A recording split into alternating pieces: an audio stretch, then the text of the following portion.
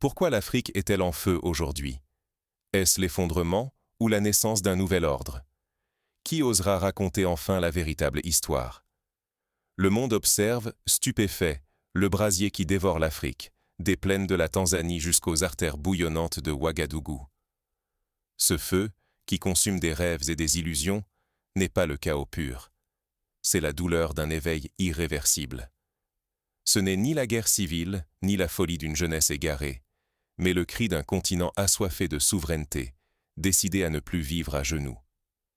À l'est, la Tanzanie incarne la blessure invisible. Là-bas, le peuple a voté, mais son choix a été confisqué. Les urnes sont devenues le théâtre d'une illusion cruelle, la démocratie ensevelie sous la trahison. Les voix du peuple ont été étouffées, les rêves dissous dans la violence. Pour toute réponse, des balles, des barricades, un silence de plomb imposé comme unique loi. Chaque bulletin brûlé était un acte de défi face à une élite qui préfère l'ordre dicté de l'extérieur à l'avenir de ses enfants. Prenons l'exemple concret de Dar es Salaam. Le 29 octobre 2025, les rues, habituellement animées par le commerce, furent envahies par la peur et la colère. Les files d'attente devant les bureaux de vote furent interrompues par des hommes armés, des urnes emportées sous escorte, des bulletins déchirés. Les réseaux sociaux, habituellement foisonnants de vie, se sont tus sous le poids d'une coupure massive d'Internet. Pour la première fois depuis des décennies, la Tanzanie, jadis surnommée « le cœur paisible de l'Afrique », s'est découverte vulnérable, déchirée. À l'ouest, au Burkina Faso, la jeunesse n'a pas courbé l'échine devant la désillusion. Elle s'est dressée, fière, pour réclamer son destin. Là-bas, la flamme de la révolte a jailli, non pas animée par la haine, mais par le refus catégorique de la soumission. Une génération entière relève la tête, brise le silence et refuse la résignation. Ils ne réclament ni le chaos ni l'anarchie, mais le sens, la justice, la vérité. Ce feu n'est né ni du hasard ni du caprice. Il a germé dans la trahison, grandi dans la frustration, et s'est enflammé avec la soif de souveraineté. Les jeunes Africains refusent désormais que leur avenir soit marchandé derrière des portes closes ou troqué pour quelques devises. Ils ont compris. Rester spectateur, c'est laisser d'autres écrire leur histoire. Agir, c'est risquer la perte, mais c'est aussi la chance de tout reconquérir. Les parallèles historiques abondent. Rappelons-nous le printemps arabe de 2011, où des peuples ont voulu briser les chaînes imposées par des décennies de dictature et d'ingérence extérieure. Mais l'Afrique subsaharienne a, elle aussi, son lot de révoltes profondes, comme au Nigeria, avec le mouvement EndSARS, où la jeunesse s'est soulevée pour dénoncer la brutalité policière et réclamer une refonte du contrat social. Partout, la même dynamique. Une génération qui refuse la confiscation de sa dignité. Ce qui se joue aujourd'hui n'est pas une simple crise, mais une renaissance. Deux visions du pouvoir s'affrontent. Celle de Samia Suluhu Hassan, en Tanzanie, qui muselle la contestation au nom de l'ordre, et celle d'Ibrahim Traoré, au Burkina Faso, qui écoute la clameur de la jeunesse et ose rompre avec la soumission. Entre ces pôles, une génération connectée et lucide refuse l'héritage des vieilles élites comme la dépendance aux modèles étrangers. Ce n'est plus la révolution par les armes, c'est l'invention d'une gouvernance enracinée et audacieuse, née du sol africain. Voilà pourquoi l'Afrique brûle, parce qu'elle refuse la soumission, parce que la jeunesse rejette les illusions, parce que l'histoire ne sera plus celle des bulletins volés, ni des dirigeants dociles. Ce feu n'est peut-être pas une fin, mais la première lumière d'un continent prêt à s'inventer souverain. Pensons à la Côte d'Ivoire de 2010, où la contestation contre des résultats électoraux entachés de fraude a plongé le pays dans la crise, mais a aussi éveillé des consciences sur la nécessité d'institutions fortes et légitimes. Mais derrière ces révoltes, une question demeure. Le feu qui embrase l'Afrique peut-il vraiment donner naissance à un nouvel ordre, ou risque-t-il de consumer ce qu'il reste d'espoir? Comment la Tanzanie, jadis symbole de stabilité, a-t-elle sombré dans la révolte silencieuse? Pour le comprendre, il faut remonter à l'origine d'un rêve collectif devenu cauchemar. Ici, la démocratie a été étranglée par des bulletins truqués et la paix imposée par la peur, non par le dialogue. Le 29 octobre 2025, sous le regard du monde, la démocratie tanzanienne a été étouffée. Les élections n'étaient qu'une mascarade, opposition bâillonnée, peuple réduit au silence. Samia Suluhu Hassan, autrefois célébré, a transformé la nation en une scène d'obéissance forcée, où chaque citoyen joue un rôle dicté d'en haut. Mais une faille s'est ouverte. La jeunesse tanzanienne, génération née avec le numérique et la mondialisation, refuse de se résigner. Elle rejette l'idée que la souveraineté soit vendue à des intérêts étrangers, que port, terre et avenir se négocient dans l'ombre. Pour elle, l'indépendance n'est ni un slogan ni une promesse, c'est un combat quotidien qui ne se transige pas.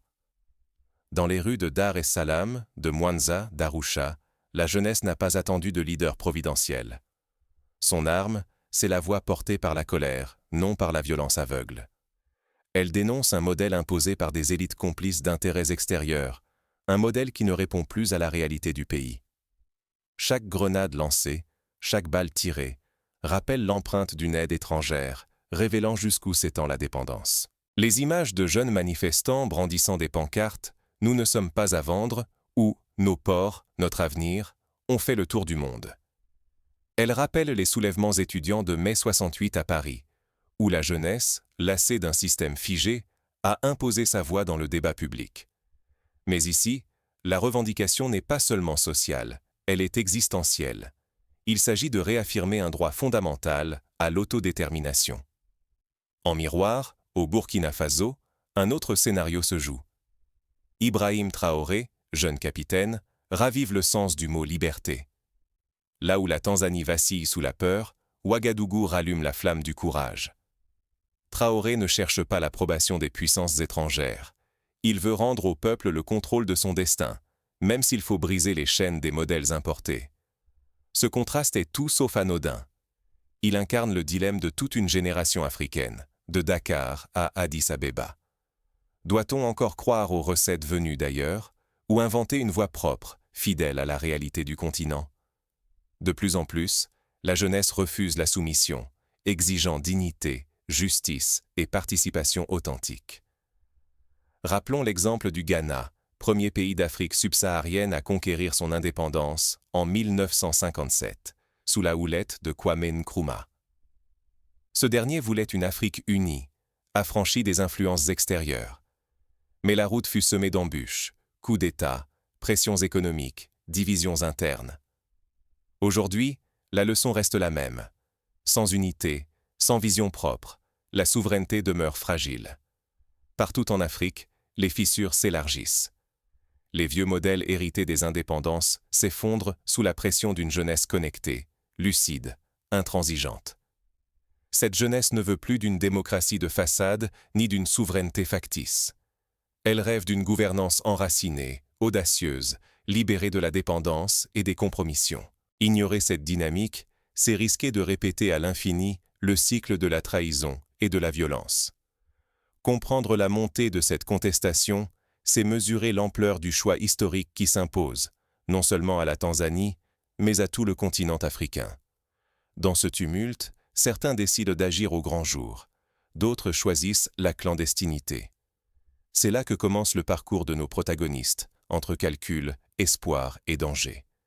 Et si la démocratie célébrée par l'Occident n'était, pour l'Afrique, qu'un mirage habilement façonné?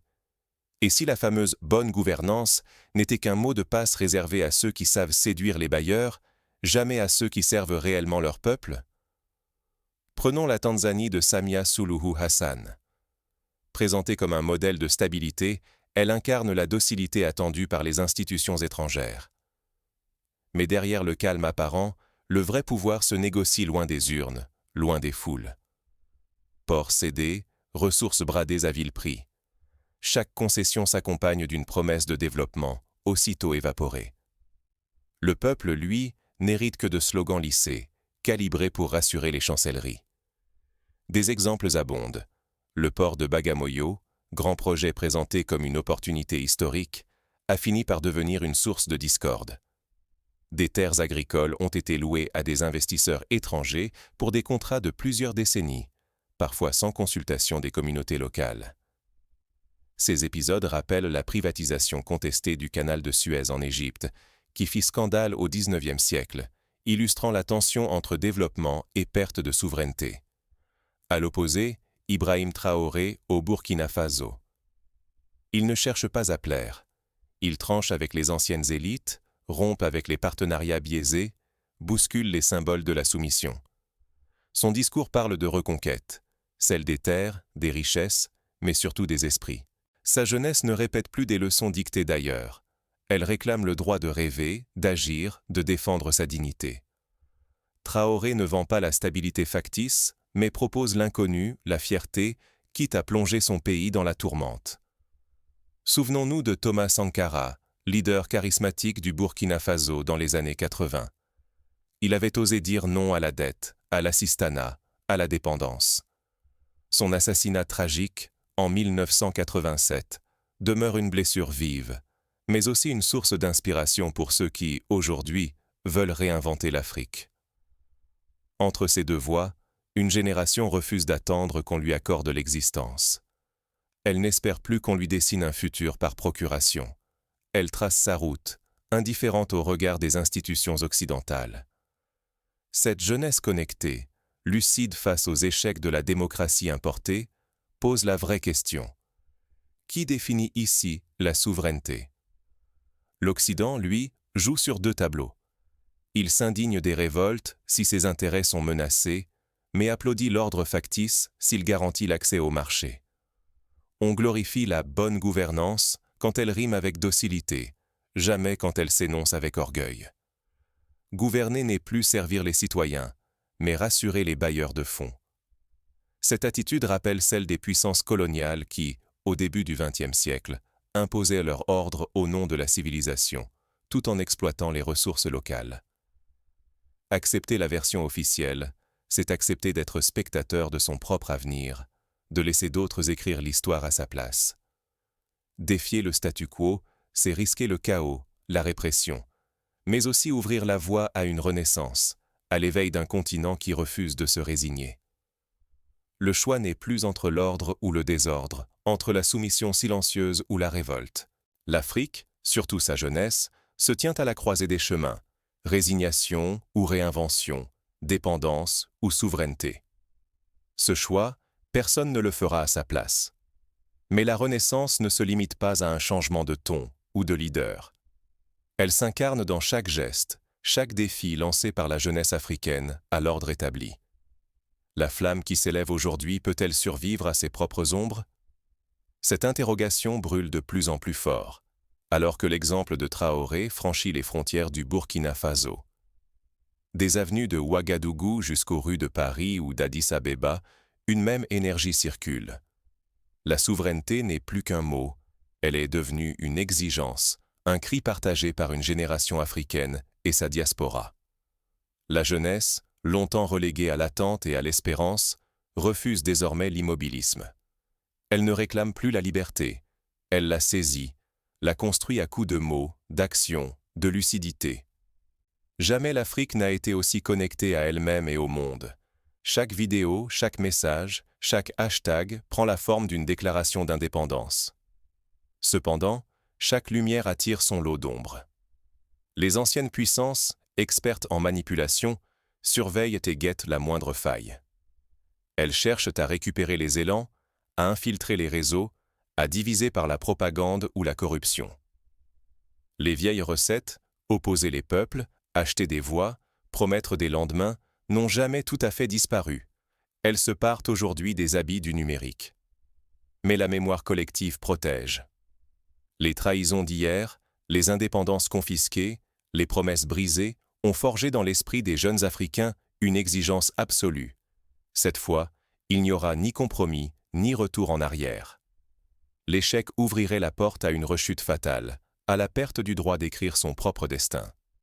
Réussir, au contraire, c'est imposer au monde une Afrique qui n'imite plus, qui ne s'excuse plus, mais invente. À ce moment décisif, chaque pas compte. L'ombre de la récupération plane, mais la lumière de la Renaissance reste possible si la vigilance et le courage surpassent la lassitude. Devant le choix entre la répétition du passé et son dépassement, la jeunesse africaine a déjà tranché. L'heure de l'émancipation a sonné. Reste une question cruciale. Comment transformer ce réveil en victoire durable? Comment bâtir, pierre après pierre, une souveraineté qui ne sera plus jamais confisquée? Pour répondre à ces questions, il faut comprendre les stratégies concrètes et les obstacles qui attendent cette jeunesse africaine. C'est dans l'action, la solidarité et l'innovation que se joue l'avenir du continent. Au-delà des barricades et des hashtags, une question s'impose à chaque Africain. Que retenir et surtout, que faire? C'est là que commence la véritable révolution, celle qui dépasse les cris de l'actualité et s'ancre dans le destin du continent. Première leçon. La souveraineté n'est ni un cadeau, ni un héritage tombé du ciel. Elle se conquiert, se cultive, se défend. On ne naît pas souverain, on le devient, choix après choix, sacrifice après sacrifice. La souveraineté se bâtit, se protège et se transmet, génération après génération. Mais comment y parvenir?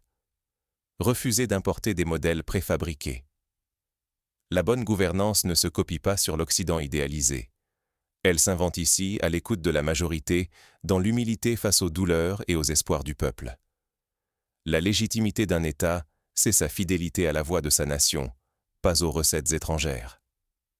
Ensuite, il faut dépasser le statut de victime. L'Afrique n'est pas condamnée à répéter ses tragédies. Prendre son destin en main, c'est choisir ses propres routes économiques, ses références culturelles, ses priorités politiques. Oser sortir du rôle d'éternel élève, oser réécrire les règles. Prenons l'exemple du Rwanda, qui, après le génocide de 1994, a refusé la fatalité de la division et du chaos. Par une volonté politique forte, le pays s'est relevé, misant sur l'éducation, la santé et la technologie, tout en préservant l'unité nationale. Ce modèle, imparfait mais audacieux, inspire aujourd'hui de nombreux jeunes Africains. Aucun peuple n'a triomphé seul. Face aux menaces extérieures, à la pression des marchés, à la violence diplomatique, la solidarité panafricaine devient vitale. Ce sont les alliances et les réseaux tissés qui forgent la résistance et assurent la survie des révolutions, bien au-delà des frontières et des slogans. Pourtant, la révolution la plus profonde se joue à l'intérieur de chacun. C'est une flamme, nourrie par l'éducation, la culture, l'exigence d'intégrité. Tant que la jeunesse rêve d'exil parce que la dignité lui a été volée ici, la révolution reste inachevée. Tant que l'école forme des imitateurs au lieu de penseurs libres, l'indépendance demeure un mirage. Tant que l'argent facile prime sur l'éthique, la souveraineté vacille. Le plus grand danger aujourd'hui, c'est la tentation du symbole sans lendemain. Si la jeunesse se limite à brûler des pneus ou à lancer des hashtags, la contre-révolution gagnera. Mais si elle transforme la colère en institution, si elle organise la révolte en vision, alors une ère nouvelle s'ouvre.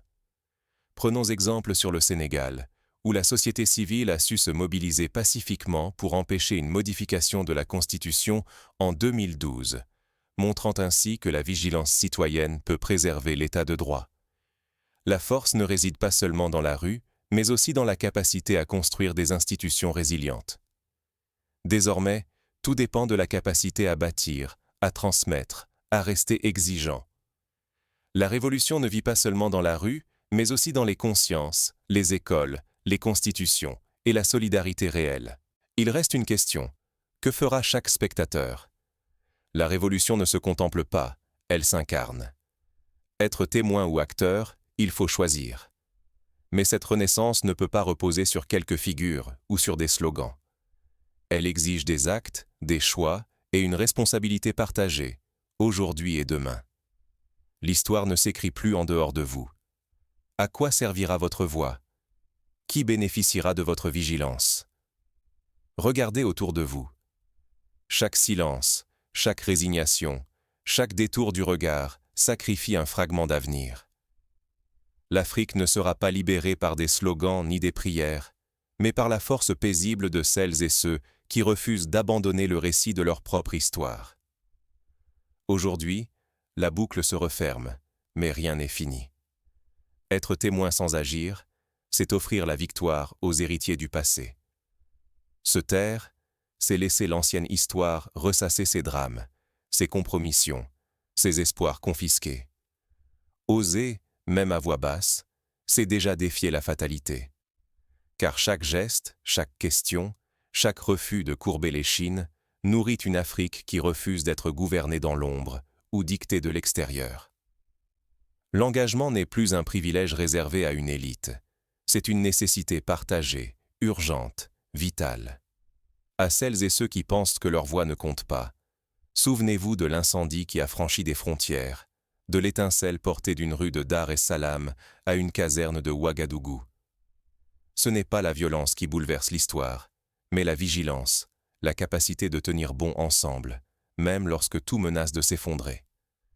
Ne croyez jamais que le destin de l'Afrique est décidé ailleurs. Les modèles importés, les promesses étrangères, les pactes signés dans l'ombre s'écroulent quand une génération décide de voir, de comprendre, de choisir. La souveraineté n'est plus un mythe. C'est un chemin qui s'ouvre à chaque conscience éveillée. La véritable trahison serait de rester spectateur. Agir n'est pas toujours spectaculaire. C'est parfois refuser la peur, refuser la soumission, refuser que d'autres parlent à votre place. Et c'est ici, précisément, que commence la nouvelle histoire. L'Afrique n'attend plus de sauveurs, ni de modes d'emploi venus d'ailleurs. Elle attend simplement que chacun retrouve le courage d'apparaître parmi celles et ceux qui relèvent à la tête, même dans l'incertitude.